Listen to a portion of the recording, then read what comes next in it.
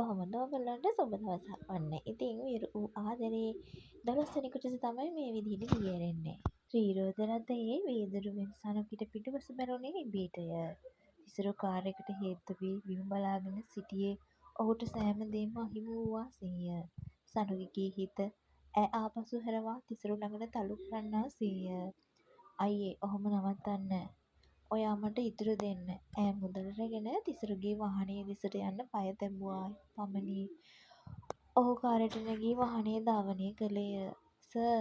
Sir තිසරු sir ඔහොම ඉන්න. ඈ පය ඉක්මන් කරමින් දිව ගියාය. කකුලේ ලේ වේලී තිබුණද ආයෙත් ලේ ගැලීමට පටන් ගෙනය. සනුකි අත දමා ත්‍රිරෝද රථයක් නවතා එයට නැගී මාමේ අර ඉස්සරහින් යන කාර් එකට ඉස්සර කරන්න. රියදුරු ලෑල්ලට පාගා යයි.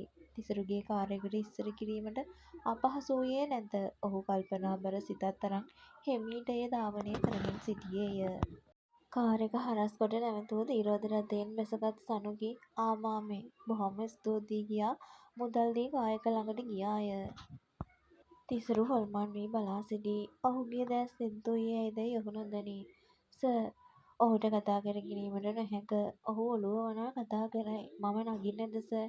හිස සැලූ ඔහු දොර විවර කිරීමට බැසගත් අතර සර් මට සමා වෙන්න. ඈ බිම බලානය. මට සර්ව ඔහොම දාලා යන්න දුක හිතුණා. ඇගේ ඇස්වලින් කඳුළු ගලා යයි. මට ඕනේ නෑ තව ජීවිතයක් විනාශ කරන්න. ඒත් සර් ඔයාගේ ආදරේ වංචනික වුණත් මම ඒ ආදරේට ලෝභයි සර්.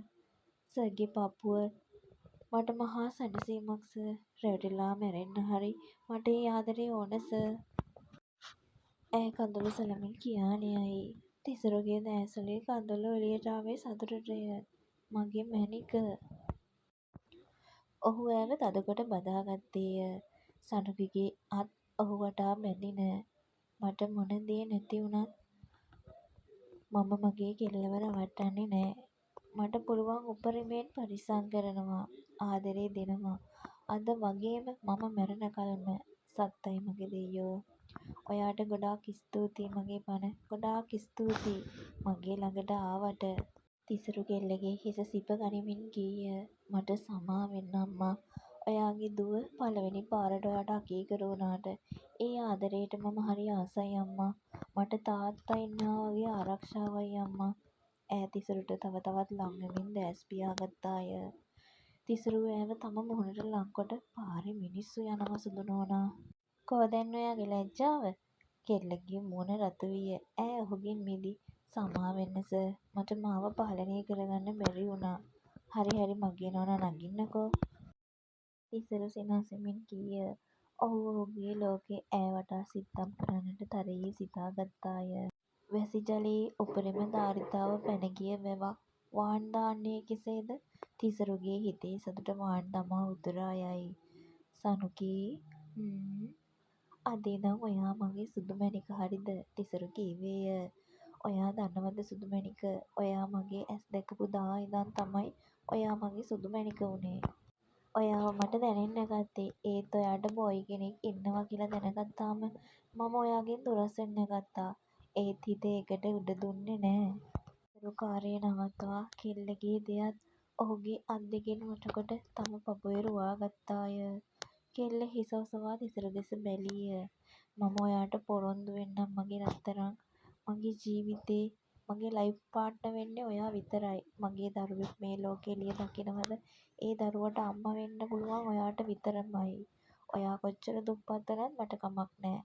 මට මොන දේ නැති වුණත් මම ඔයාට අසරණ වෙන්න දෙන්නේ නෑ සුදු මැණික.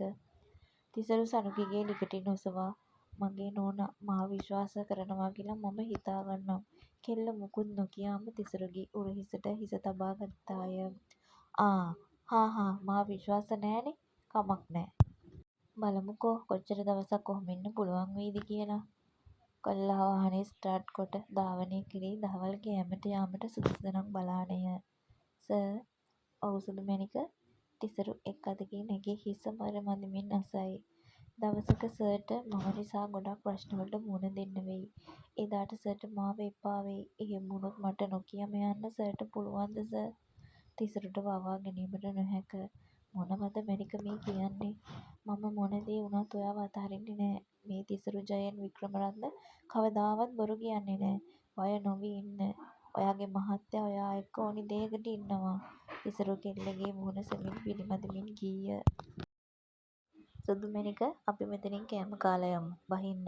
තිසරු වාහනය පාක් කොට කෙල්ලගේ අතින් අල්ලවා ගත්තේය. තාම කකුල අමාරුද මැණික? ටිකක්. බැරිද මාව උස්සගෙන යන්න? කෙල්ල නිකමට ඇසීය. ඇයි බැරි? එසේ සිනාසුණු තිසරු ඈව එකපාරටම තම දෙයත් මතට ගත්තේ අසුරු සැණකිනි. සර් මාව බිමින් තියන්න.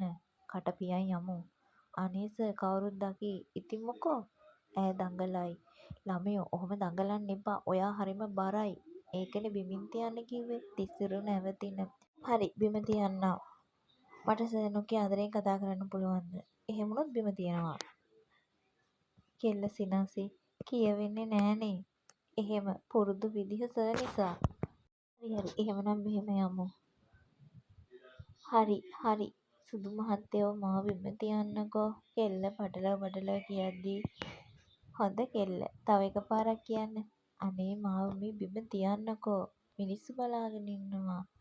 තිසරු සිනාසී හරි පරෙස්සමෙන් ඇය බිම තැබීය. එළියේ ඉඳන් කමු මැණික. මේ මල්ලි අපිට ගමේ විදියට කෑම දෙකක් ඕනි. හරි සර් බොන්නේ මොනවද සර්? සුදු මැණික ඔයාට මොනාද ඕනි? වතුර ඈ සිනාසුනි. මල්ලි අපිට වතුර ඕනේ.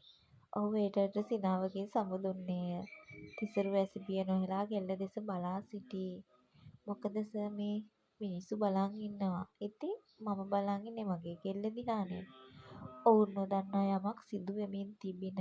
දිනුකගේ යාළුවා ඔවුන්ව වීඩියෝ කරමින් සිටී. ඔහුද ඔහුගේ ගර්ල් එක්ක කෑමට ඇවිත් තිබුණේ එම අවන්හල වෙතටය. මචං දිනුකයා මම සචින්. මම උඹට වීඩියෝස් එකක් දැම්මා බලපන් දැම්ම. මොකක්ද බං ඔච්චර වටින වීඩියෝ එක? බලලම දැනගනින් මචං. හරි බං එහෙනම් මං තිබ්බා. දිනුක තම දුරකථනයේ වූ වීඩියෝව ප්ලේ කළා පමණි. ඔහුගේ සිත සනුගේ කෙරෙහි වෛරයෙන් පිරී ගියාය. තෝ බැල්ලි මට තමා ලොකුකම්. සිතින් සිතීය. හෙලෝ සචින් කොහෙද බං මේ? මේ බං උන් දැන් ගියා. මේ සෙරන්ඩීප් රෙස්ටුරන්ට් එක බං. කොල්ල නම් සල්ලි ගහක් වගේ. දිනුක පිස්සු බල්ලෙක් මෙන් විය. බයිසිකලය එළියට ගත් ඔහු අම්මා මම එළියට යනවා. එපමණකි ඔහු විදුලි වේගයෙන් පැදවීය. කාර්යාලයේ සේවකයන් පාහේද අද වූ සිද්ධිය නිසා කැළඹිල්ලට පත්ව ඇත. මේ ගෑණි මොන ඉනාවක් දීලද මන්ද සර්ට? අනේ බං නිලු කොල්ලෙක් කෙල්ලෙක්ට කැමති වෙන්න ඉනා ඕනි නෑ. තමන්ගේ චොයිස් එකට සෙට් නම් ඇති. ආ ඇත්තද? ඇයි අනික් උන්ට හෙන ගහලද? සනුකි ගමේ කමට හැදුන අහිංසක කෙල්ලෙක් බං. ආ ඔව් දනි නිකන් ඉඳපන් සඳුන්. ඕකට කියන්නේ සල්ලාල. දුප්පත් කෙල්ලෙක්ට අපේ සර් ලව් කළාට බඳින්නද බං ආ? අනේ මේ මට ඕනම් වැඩක් නෑ. සඳුන් යන්නට ගියාය. උඹලට තමා එහෙමවත් එකක් බැරි. කියානම නිලු යන්නට ගියේ විමසීම් කවුළුව වෙතටය. මිස් මිහිරි සර් ආවද? අපෝ ඔන්න ආවා උපදූප හොයන්න. මිහිරි සිතින් සිතීය. නෑ නේද මිස් නෑ නේද අහන්නේ? මෙතනින් එපා සර් යන්න. ඈ ආඩපාලි කීවේය. තිසරුගේ කාර් එක නතර කළේ ඒ වේලාවේමය. ඔන්න බලාගන්න සර් ආවා. මිහිරිට රවා බැලූ නිලු සර් උදේම ආවා ගියා. අපි බය වුණා හදිස්සියක්ද කියලා. ඔව් ඒක කම්පැනිට අදාළ හදිස්සියක් නොවුණත් මට හදිස්සියක් මිස් නිලු. තිසරු ආපසු හැරී දොර ළඟට ගොස් එන්න මැණික. නිලුගේ ඇස් උඩ ගියේය. මැණික ඈ සිතින් කීය. මිස් නිලුගේ වැඩ ඉවර වෙලා වෙන්න ඇති මා හොයන්න ආවේ. නිලුට කට උත්තර නැත. ආ ඔව් සර් කියාගෙනම ඈ ලිස්සා ගියාය. තිසරු සනුකිගේ අතින් අල්ලාගෙනම ලිෆ්ට් එකට නැග්ගාය. සර් කොල්ලා ඇගේ දොල් මත ඇඟිලි තබා සර් නොවේ මම ඔයාගේ හරිද? ඈ හිස සැලීය. කෝ කියන්න. ඔහු තමා වෙතට ලංවන විටම සුදු මහත්තයා කියාට ඔහු කෙරෙන් දුරස් විය. අදට බේරුණා හොඳේ මැට්ටියේ. තිසරු ඇගේ හිසට සෙමින් තට්ටුවක් දැමීය. නිලු මුළු කාර්ය මණ්ඩලයේම අලුත් නිවුස් එක පතුරා තිබිණි. මේ අතර දිනුක වර්කාපොල බස් නැවතුම්පොළට වී බලා සිටින්නේ කෙල්ල අල්ලා ගන්නටය. තෝ අද වරෙන්කෝ මට බෑ කියලා වෙන එකෙක් එක්ක නටන්න නේද? ආදරය වෛරය වෙනස මම උඹට කියලා දෙන්නම් අද. දිනුක සිතින් කියවයි. ඔන්න කතාව අදට ඉවරයි ළමයි. ඔයාලට කියන්න දෙයක් තියෙනවා views මදි. එතකොට like මදි, comment මදි. මම බලාපොරොත්තු වෙන තරම්. ඉතින් ඒක නිසා බලන හැමෝම එක like එකක් හරි දාන්න කියලා මතක් කරනවා. ඉතින් මේ කතාව ලියන මම දිල්රු රත්නායක. ඉතින් මම ලියන කතාව අහගෙන ඉන්න ඔයාලට හුඟක් ස්තුතියි.